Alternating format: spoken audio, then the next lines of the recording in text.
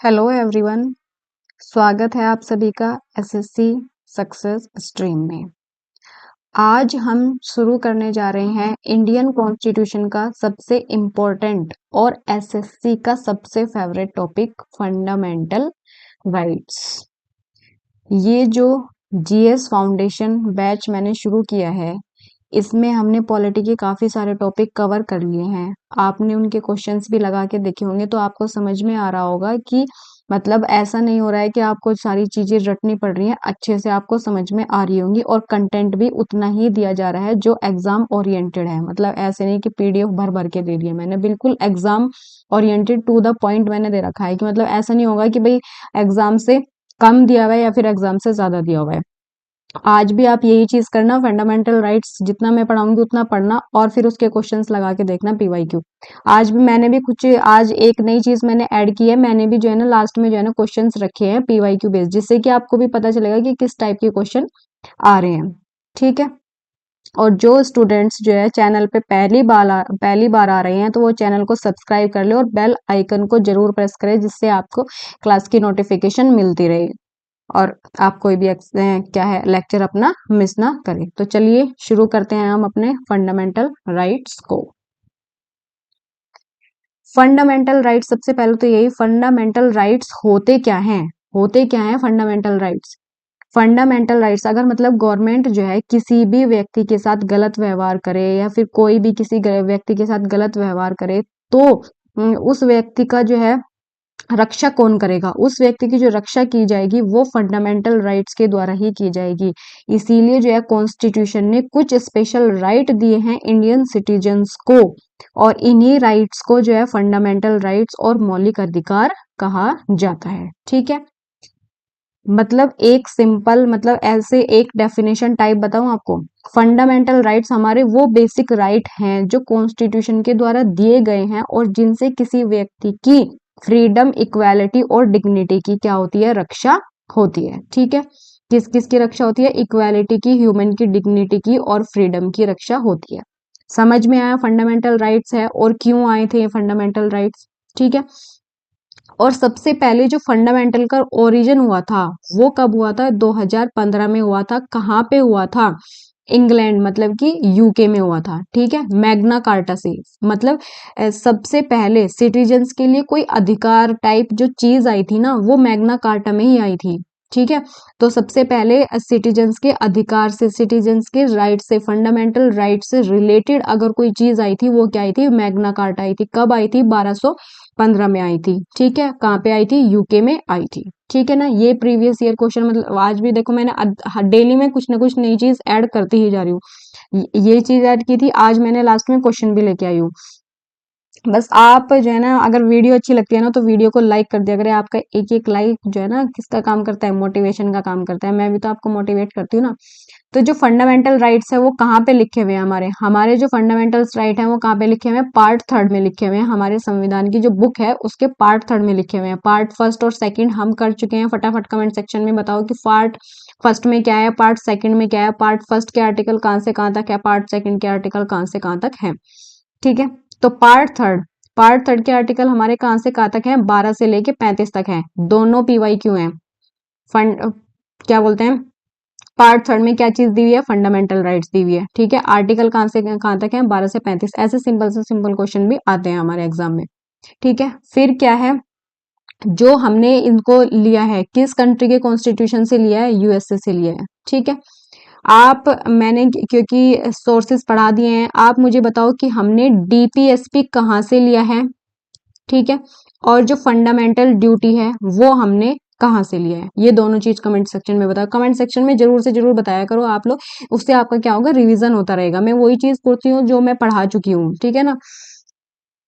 अब जो हमारे फंडामेंटल राइट्स हैं, हमारे कितने फंडामेंटल राइट्स थे ओरिजिनली? कितने फंडामेंटल राइट्स थे हमारे? जो ओरिजिनली फंडामेंटल राइट्स थे वो 7 थे। अब हमारे फंडामेंटल राइट्स कितने हैं? 6 हैं। क्यों?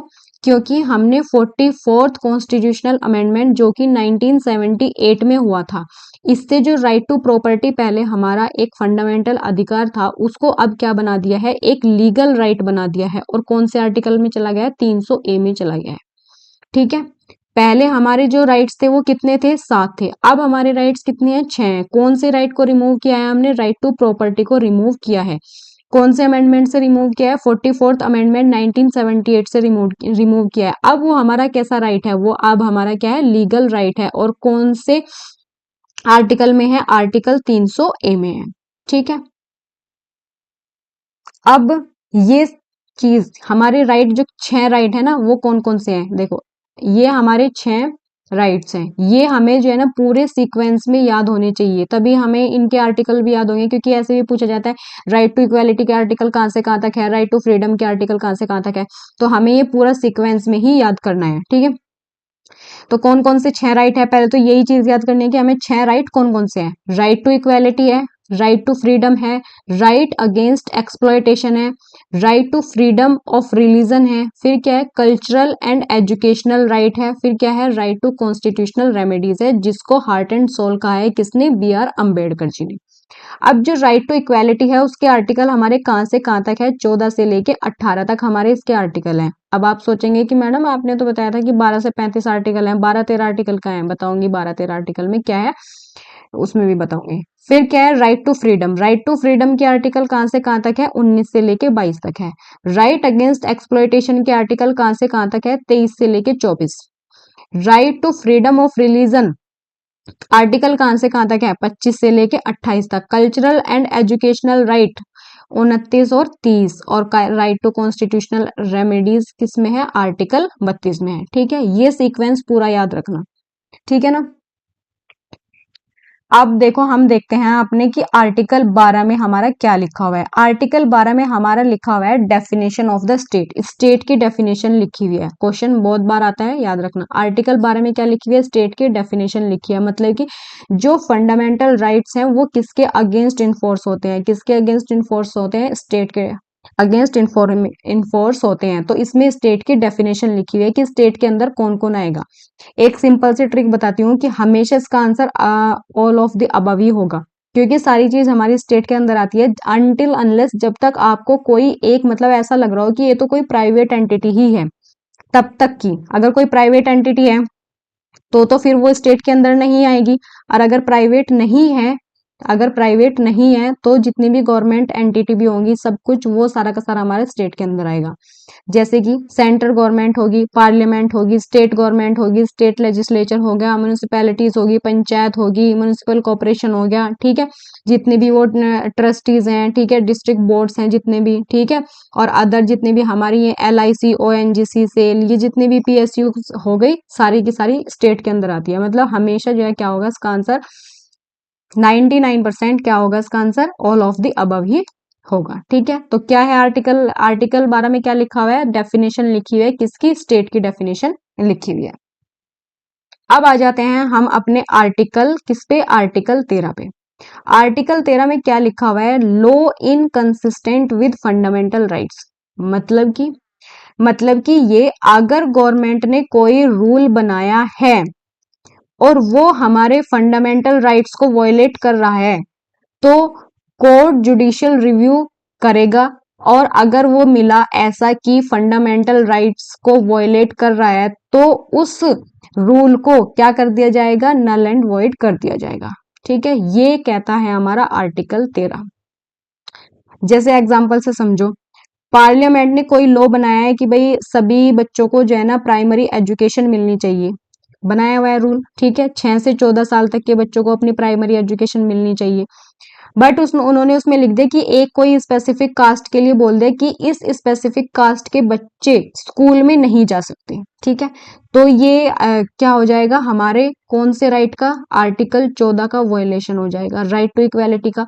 तो कोर्ट क्या करेगा, इसे नल एंड वॉइड कर देगा, इसे खारिज कर देगा, इसे अनकॉन्स्टिट्यूशनल कर देगा, इस लॉ को खत्म कर देगा। ये हमारा क्या कहता है, आर्टिकल 13 कहता है। ठीक है, अब हमारे ना कुछ डॉक्ट्रिन है, जैसे कि जुडिशियल रिव्यू भी क्या है, एक डॉक्ट्रिन है। जुडिशियल रिव्यू क्या है, कोर्ट जो है जितने भी लॉ बनते हैं उनको जो है ना क्या कर सकता है, चेक कर सकता है। अगर उसको लगेगा कि हाँ ये हमारे फंडामेंटल राइट्स को जो है क्या कर रहा है, वॉयलेट कर रहा है, तो कोर्ट उसको क्या कर सकता है, नल एंड वॉइड कर सकता है, उसको स्ट्राइक डाउन कर सकता है। ठीक है, अब और डॉक्ट्रिन है, डॉक्ट्रिन ऑफ सेवरेबिलिटी, ये क्या होती है? ये होती है कि अगर कोई भी हमने रूल बनाया है, ठीक है, कोई रूल हमने बनाया, उस रूल का कोई एक पार्ट हमारे जो है ना फंडामेंटल राइट्स को वायलेट कर रहा है, तो हम उसी पार्ट को जो है क्या कर देंगे, हटा देंगे। पूरा रूल हटाने की जरूरत नहीं है, जोन सा पार्ट जो है हमारे फंडामेंटल राइट्स को वायलेट कर रहा है, बस हम उसी पार्ट को हटा देंगे, ठीक है। If one part of a law is bad, only that specific part is removed, ठीक है। The whole law don't the whole law does not die, मतलब पूरा लॉ खत्म नहीं होगा। एग्जाम्पल ले लो कि अगर कोई लॉ आया था, उसमें 10 सेक्शन थे, 10 में से हम मान लेते हैं केवल ओनली फोर्थ सेक्शन में क्या था, कोई गड़बड़ी थी जो कि हमारे फंडामेंटल राइट्स को वायलेट कर रहा था, उसके अगेंस्ट था, तो हम क्या करेंगे कि ओनली जो पार्ट जो सेक्शन 4 है उसी को ही हटा देंगे, पूरा लॉ बाकी एज इट इज बना रहेगा, ठीक है। ये कहती है डॉक्टर ऑफ सेवरेबिलिटी, ठीक है।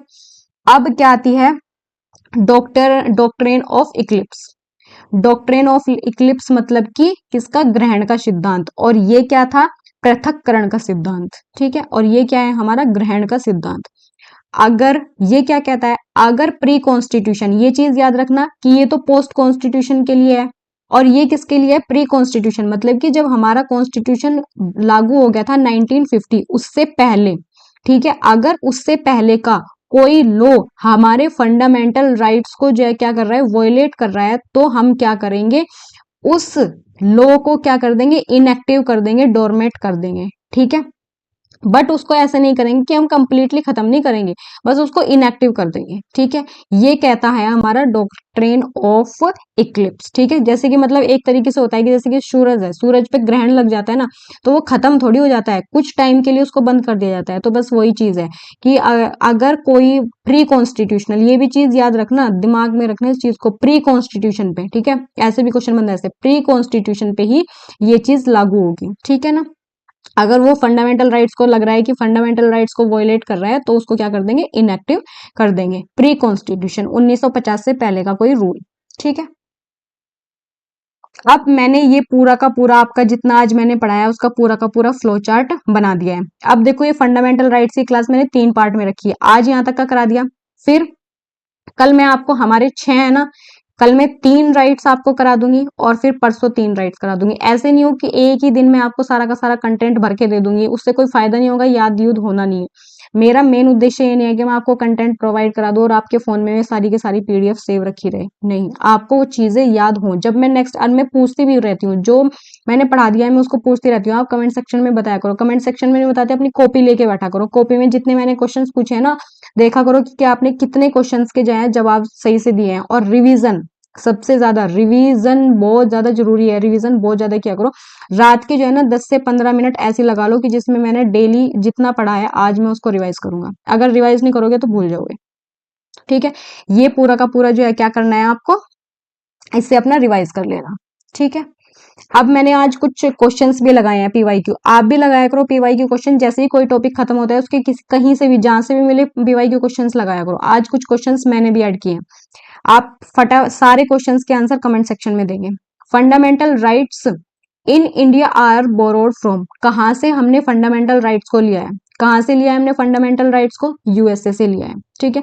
Article 13 of the constitution, article 13 जो है कॉन्स्टिट्यूशन को, वो किस चीज से रिलेटेड है, किस चीज से रिलेटेड है, laws inconsistent with fundamental rights, जो कि हमने अभी देखा था कि अगर कोई लॉ गवर्नमेंट ने बनाया है और वो हमारे फंडामेंटल राइट्स को जो है क्या कर रहा है, वॉयलेट कर रहा है, तो उसको जो है क्या कर दिया जाता है, हटा दिया जाता है, ठीक है। The power of judicial review, judicial review की पावर मेनली कहां से ड्राइव की जाती है, ये आर्टिकल 13 से ही ड्राइव की जाती है, इसी से ही तो जुडिशियल रिव्यू की पावर ड्राइव की जाती है, आर्टिकल 13 से, ठीक है। अब क्या है, विच डॉक्ट्रिन, कौन सी डॉक्ट्रिन प्रोवाइड कराती है कि दैट ओनली अनकॉन्स्टिट्यूशनल पार्ट, केवल जो अनकॉन्स्टिट्यूशनल पार्ट है उसको ही जो है वॉइड डिक्लेयर करा जाएगा, तो वो कौन सी बताती है, डॉक्ट्रिन ऑफ सेवरेबिलिटी, ठीक है। अब doctrine of eclipse applicable mainly to, देखो मैंने बताया था ना, और देखो ये पीवाईक्यू है, 4 बार मतलब 4 स्टार है, मतलब अच्छी अच्छी खासी बार पूछा गया है। तो कौन से पे लगाई जाती है, वो लगाई जाती है जो प्री कॉन्स्टिट्यूशन, मतलब कॉन्स्टिट्यूशन से पहले की उस पे लगाई जाती है, ना कि पोस्ट कॉन्स्टिट्यूशन पे, ठीक है। फिर आ जाते हैं, which one of the following doctrines declare that the only a part of violate, अगर कोई एक पार्ट हमारे फंडामेंटल राइट्स को वॉयलेट कर रहा है तो कौन से वाली है? आंसर बी होगा। ये हमने देख लिया है। इक्लिप्स वाली हमने देख ही लिया है। इक्लिप्स किस पे होती है? प्री कॉन्स्टिट्यूशन पे होती है। ठीक है। अब ये स्टेटमेंट वाला क्वेश्चन है, कौन से स्टेटमेंट इसमें से क्या है करेक्ट है? तो जो pre constitutional law violating fundamental rights, वो क्या हो जाता है? कंप्लीटली डेड हो जाता है? नहीं, वो कंप्लीटली डेड नहीं होता है। Remain valid for ever, for ever के लिए रिमेन रहता है? नहीं, फॉर एवर के लिए भी रिमेन नहीं रहता है। तो वो क्या कर दिया जाता है? डोरमेट कर दिया जाता है। ठीक है, क्या कर दिया जाता है? डोरमेट। क्योंकि ऐसे स्टेटमेंट टाइप के भी क्वेश्चंस बनते हैं ना, तो देखो मैंने वो भी आपके इस टाइप के लिए बना के ऐड कर दिया। अब इनके आंसर आप देंगे। आर्टिकल 13 किससे डील करता है? किससे डील करता है ये आप बताएंगे। चलो, आर्टिकल 13 एक पहले भी आ चुका है ये वाला क्वेश्चन। ठीक है। फिर उसके बाद क्या है? अ लॉ पास्ड, देखो कॉन्सेप्ट बेस्ड क्वेश्चन है। अ लॉ पास्ड इन 1946, 1946 में पास हुआ है, is inconsistent with a fundamental rights after 1950 according to कौन सी doctrine of eclipse that law, वो लॉ क्या कर दिया जाएगा? अब यहाँ पे क्वेश्चन ये भी बन सकता था कि किस डॉक्ट्रिन के अकॉर्डिंग उस लॉ को जो है क्या कर दिया जाएगा? क्या करते हैं हम डॉक्ट्रिन ऑफ इक्लिप्स में? डॉक्ट्रिन ऑफ इक्लिप्स में हम क्या करते हैं? उसको कंप्लीटली वाइप आउट नहीं करते हैं, कुछ टाइम के लिए क्या कर देते हैं? उसको खत्म कर देते हैं। कंप्लीटली वाइप आउट नहीं करते हैं, उसको डोरमेट कर देते हैं। ठीक है, ये हो गए हमारे यहाँ तक के क्वेश्चंस। ठीक है, अब जो क्वेश्चंस मैंने छोड़े हैं उन क्वेश्चंस के आप आंसर कमेंट सेक्शन में देंगे, और अगर आपको वीडियो अच्छी लगती है तो वीडियो को लाइक कर दिया करो और ज्यादा से ज्यादा शेयर किया करें, और रिवीजन सबसे ज्यादा किया करें। रिवीजन बहुत ज्यादा करना है। ठीक है, जब तक रिवीजन नहीं करोगे तो चीजें याद नहीं रहेंगी। अब एग्जाम कभी भी आपके होने शुरू हो सकते हैं, कभी भी आपके एग्जाम की डेट आ सकती है। मैं ये चीज तो बोल रही हूँ कि मैं आपके एग्जाम से पहले जितना भी आपका कौन सी है? पॉलिटी है। ठीक है, हिस्ट्री हो गई। ठीक है, फिर उसके बाद क्या हो गई? इकोनॉमिक्स हो गई और ज्योग्राफी प्लस स्टैटिक जीके, ये मैं कंप्लीट करा दूंगी, चाहे मुझे 2-2 क्लास लेनी पड़े, चाहे मुझे 3-3 क्लास लेनी पड़े। और ऐसा नहीं करूंगी कि मैं जो है कंटेंट ऐसे थाप दूंगी आपके ऊपर, नहीं, अच्छे से पढ़ाऊंगी सारी चीजें। ठीक है ना, बस आपको क्या करना है? पढ़ते रहना है। इंग्लिश का भी कंटेंट में देने की आप शॉर्ट्स देखा करो, शॉर्ट्स वीडियो में आते हैं। 500 की जो है सीरीज चलाई हुई है मैंने वर्ड्स की, जो इंपॉर्टेंट है, जो बार बार पूछे जाते हैं। ऐसे ही 500 ईडीएम की सीरीज चलाई हुई है। अगर इससे अलग भी आपको मतलब किसी चीज की, किसी कंटेंट की जरूरत है तो आप जो है कमेंट सेक्शन में बता देना, या फिर टेलीग्राम ग्रुप है, टेलीग्राम ग्रुप से जुड़ जाना, वहां पे मैसेज कर देना। अगर किसी चीज में भी प्रॉब्लम है तो आप वहां आके पूछ सकते हैं। ठीक है, चलिए तो मिलते हैं अपने फंडामेंटल राइट्स के पार्ट 2 में, और तब तक आपको ये पूरा का पूरा कंप्लीट लर्न कर लेना है। ठीक है, बाय बाय।